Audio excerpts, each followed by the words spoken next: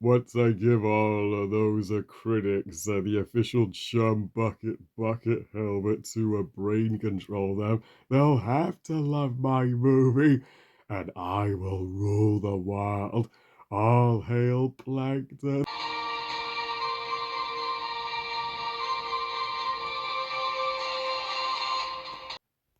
You can do to prepare. No escaping my malware. I will crush you. I shall destroy you. Now's the time I'm gonna take control. Watch Bikini Bottom. Plankton, the movie, directed by Dave Neiman and written by Doug Lawrence, and is the fifth SpongeBob movie overall, and the first of the two SpongeBob movies coming in 2025 with the SpongeBob Flying Dutchman movie is still yet to come.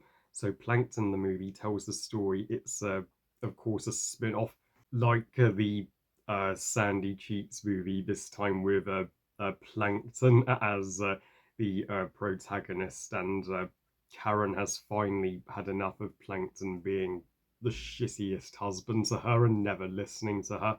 So she so she retaliates by becoming a Goliath-sized uh, world dominator, and attempts to achieve the world domination that Plankton never could. So Plankton and SpongeBob team up with the Girl Pals, of which Karen is a member of the Girl Pals, to get Karen back, and for Plankton to make up his mind. Does he really want the formula, or does he want Karen more? Now, uh, I was ready when I heard there was going to be a spin off movie about Plankton coming to Netflix.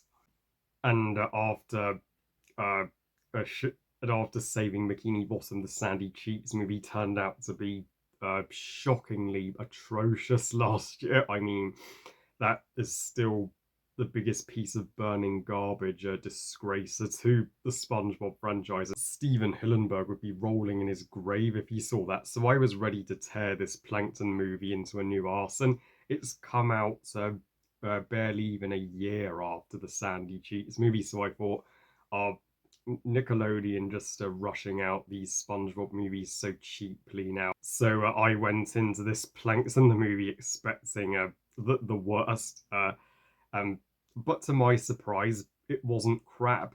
But it is still far from a great SpongeBob movie. Yeah, of the SpongeBob spin-off movies, I never thought Plankton would get a more enjoyable one than Sandy. But Sandy had better have a good movie someday to make up for that. Yeah, the 2020s SpongeBob movies have had such a underwhelming track record, but this one is certainly the best of the three 2020 ones. A microscopic step up from Sponge on the Run, and a definite improvement over the Sandy Cheeks movie, but it's still nowhere near the masterpiece that of the first SpongeBob movie, and even uh, even Sponge on the Run is a more consistently good film than this. This one is at least the most fun-ish since Sponge on the Run, and I'm to get this out of the way with my complaints. I still hate the 3D animation style that the SpongeBob movies have now, and the CG animation here, it's still looks flat as can be, and it seems SpongeBob isn't. It seems the SpongeBob movies are never going to return to the classic 2D animation.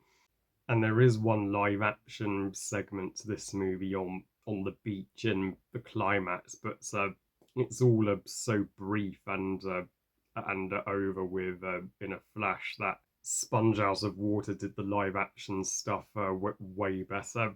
But before I complain more, let's talk about the little things that a Sheldon J Plankton movie written by his voice actor of all people got right. And Doug Lawrence, he is one of the people who has has been passionate about the SpongeBob universe since day one. I mean, he's voiced not only Plankton over 26 years, but Larry the Lobster and the My Leg guy, and even the screaming chocolate guy from Chocolate or Nuts, Chocolate, and he even plays the live action artist in the opening and closing segments of a Frankendoodle because his deep voice is just that recognizable. And he did an okay job with the script. He is one of the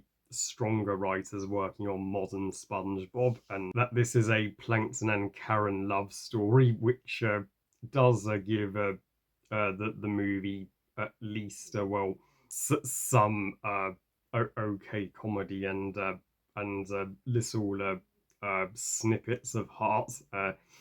Even if I do wish Plankton and Mr. Krabs got more scenes together in this film because they hardly interact in this movie. You'd think a Plankton movie would have more Mr. Krabs in it, but Mr. Krabs and Squidward and Patrick are in they get so little to do in this one, so that one's an automatic negative. But Plankton in this movie, we but it was fun to learn more about Plankton's origin in 2D animation, particularly in black and white. And I though I do wish the entire movie was animated that way, and it was hilarious to see his college flashbacks when he first built Karen with a calculator tied to potatoes, and uh, and Karen herself, as she is the best part of this movie. Julia Taylor, she even outs voice acts Doug Lawrence here as Karen, and she even gets her own song, the Karen song, when she grows gigantic and takes out all her anger on Bikini Bottom, and you can hardly blame her because Plankton's done nothing but put uh, getting the secret formula over his own wife, and so you do want to see Plankton and Karen end up together again, and the girl pals uh, gave this movie some uh, uh, a decent girl power. Like the girl pals have been a thing in SpongeBob since 2018, with the strong women of Bikini Bottom, Sandy, Pearl, and Mrs. Puff, and Karen having girls' days and nights out, and of course, Sandy and Mrs. Puff and Pearl do get to kick some ass in the third act. So when they go aboard Giant Karen to get their girl pal back and insist Plankton rightfully apologize to Karen for everything, even if they are just taken out of the climax too soon, and we don't get a proper girl pals reunion with Karen and them, which sucks because that would have made the ending that much more emotional. The musical numbers here come across as just mediocre at best, particularly the opening musical number with SpongeBob using his spatula like a guitar. Oh, Bikini Bottom. And then Plankton just interrupts the song and is like, no, this is a Plankton movie.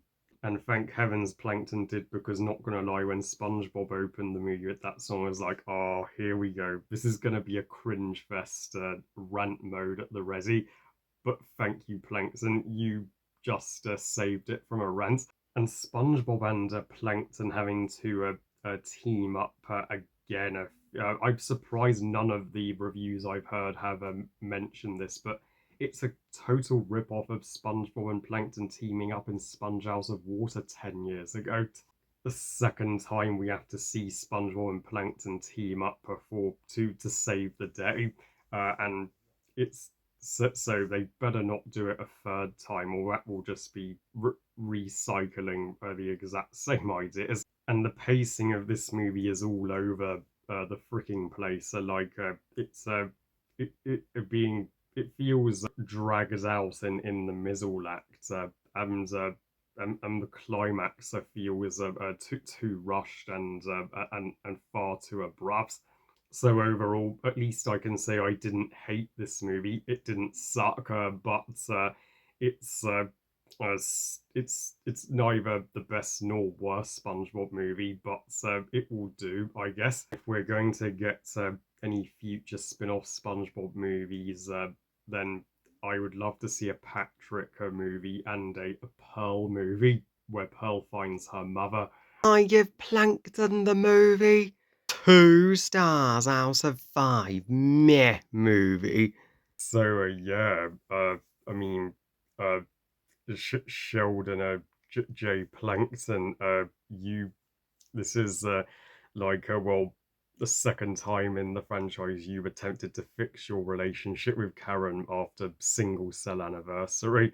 Uh, well, I love you guys. Thank you for watching. I hope you guys enjoyed this review. And what are your thoughts on Plankton the movie? Please comment and let me know. Please like, share, and subscribe. Please follow on Twitter and on Instagram. And I'll see you next time. And stay tuned for my review of the Flying Dutchman SpongeBob movie later this year. Which, yeah, I'm less than enthusiastic about, to say the least. And remember, movies are us. Bye, guys.